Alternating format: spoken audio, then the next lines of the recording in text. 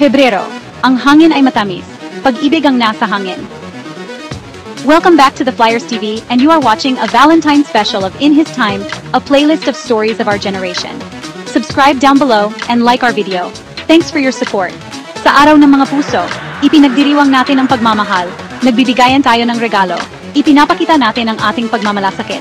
Namumukadkad ang pulang rosas, naaakit tayo sa tsokolate. Ang pag-ibig ay isang magandang bagay. Espesyal ang araw ng mga puso. Pinapaalalahanan tayo nito tungkol sa pag-ibig. Iniisip natin ang ating mga mahal sa buhay. Pinapahalagahan natin sila, ipinapakita natin ang ating pagmamahal. Ang araw na ito ay para sa lahat. Para sa mga umiibig, para sa mga naghahanap pa ng pag-ibig. Ipagdiwang natin ang pag-ibig sa lahat ng anyo nito. Tunay na pag-ibig. Ito ay isang mahalagang regalo. Ngunit ano ang tunay na pag-ibig? Hindi lamang ito isang pakiramdam. Higit pa doon. Ang tunay na pag-ibig ay isang pagpili. Ito ay isang desisyon.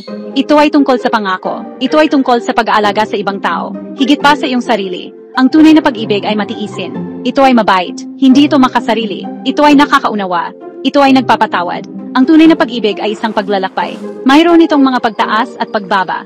Ngunit sa lahat ng ito, ang tunay na pag-ibig ay nananatili. Lumalakas ito. Ginagawa tayo nitong mas mabubuting tao. Paano mo malalaman? Tunay na pag-ibig ba ito? May mga palatandaan. Masaya ka. Ligtas ang pakiramdam mo. Pakiramdam mo ay ginagalang ka. Maari kang maging sarili mo. Hindi mo kailangang magpanggap. Tinatanggap ka ng iyong minamahal. Kung sino ka, kahit may mga kapintasan, sinusuportahan ninyo ang isa't isa. Sa hirap at ginhawa, pinagbubuti ninyo ang isa't isa. Inilalabas ninyo ang pinakamahuy sa isa't isa. Nagtitiwala kayo sa isa't isa. Nang buong buo, maari mong ibahagi ang kahit ano. Ang iyong mga sikreto, ang iyong mga pangarap, ang iyong mga takot. Sa Pilipinas, mahalaga ang pagmamahal. Ang pamilya ang lahat. Ang pagmamahal ay ipinapakita sa pamamagitan ng mga kilos. Nagluluto ang isang ina para sa kanyang pamilya. Araw-araw, nang may pagmamahal, nagtatrabaho ng husto ang isang ama para makapagbigay, para magkaroon ng magandang buhay. Ipinapakita ng magkasintahan ang pagmamahal sa simpleng paraan. Magkahawak kamay, nagsasalo-salo sa pagkain, nag-aalaga sa isa't isa. Ito ang mga palatandaan ng tunay na pag-ibig. Ang tunay na pag-ibig ay nasa paligid natin, sa ating mga pamilya, sa ating mga komunidad. Kailangan lang nating buksan ang ating mga puso at makita ito. Pag-aalaga sa hardin ng pag-ibig, pag-aalaga sa mga binhi ng pagmamahal. Ang tunay na pag-ibig ay nangangailangan ng pangangalaga. Tulad ng isang hardin, kailangan mong diligan ito. Kailangan mong bigyan ito ng sikat ng araw. Mahalaga ang komunikasyon. Mag-usap kayo, makinig sa isa't isa. Ibahagi ang iyong mga iniisip at nararamdaman. Maglaan ng oras na magkasama. Gumawa ng mga alaala. Mag-date. Manood ng sine. Gumawa ng mga bagay na pareho ninyong kinagigiliwan. Magpakita ng pagpapahalaga. Magbigay ng mga papuri. Maliliit na kilos. Malaking epekto. Pagtagumpayan ng mga balakid. Kapag ang pag-ibig ay nahaharap sa mga hamon ng buhay. Ang buhay ay hindi laging madali. Dumarating ang mga hamon, nagkakaroon ng mga pagtatalo, nagkakaroon ng mga hindi pagkakaunawaan. Huwag agad sumuko, pag-usapan ang mga problema, humingi ng tulong kung kinakailangan. Mahalaga ang pagpapatawad. Lahat ay nagkakamali. Bitawan ng galit, magpatuloy na magkasama. Alalahanin kung bakit kayo nagmahalan. Tumutok sa positibo, suportahan ang isa't isa. Ang pag-ibig ang nagwawagi sa lahat. Ang regalo ng pagpapatawad, pagbubuo ng mga puso at paggawa ng mga tulay. Ang pagpapatawad ay makapangyarihan. Pinapagaling nito ang mga sugat. Itinayong muli nito ang tiwala. Pinalalakas nito ang pagmamahal. Ang magpatawad ay ang pagbitaw. Bitawan ng galit, bitawan ng sama ng loob, bitawan ng nakaraan. Ang pagpapatawad ay hindi nangangahulugang paglimot. Ito ay nangangahulugang pagpapatuloy, na may pagmamahal at pag-unawa.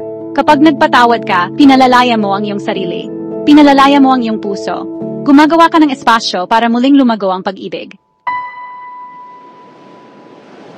Ang walang hanggang kapangyarihan ng tunay na pag-ibig, isang tanglaw ng pag-asa at inspirasyon. Ang tunay na pag-ibig ay isang tanglaw ng pag-asa. Binibigyan tayo nito ng inspirasyon. Binibigyan tayo nito ng lakas. Ginagawa nitong mas magandang lugar ang mundo. Kapag nakakakita tayo ng tunay na pag-ibig, naniniwala tayo. Naniniwala tayo sa kapangyarihan ng koneksyon. Naniniwala tayo sa kagandahan ng pangako. Pinapaalalahanan tayo ng tunay na pag-ibig. Hindi tayo nag-iisa. May isang taong nagmamalasakit. Isang taong nagmamahal sa atin, nang walang kondisyon. Ipagdiwang natin ang tunay na pag-ibig. Hindi lamang sa araw ng mga puso, kundi araw-araw. Isang kahilingan sa araw ng mga puso pagyakap sa paglalakbay ng pag-ibig. Naway maging espesyal ang araw ng mga pusong ito. Naway mapuno ito ng pagmamahal. Naway ipaalala nito sa iyo ang mga mahalagang bagay sa buhay. Kung nakatagpo ka na ng tunay na pag-ibig, pahalagahan ito. Alagaan ito. Huwag itong ipagwalang bahala.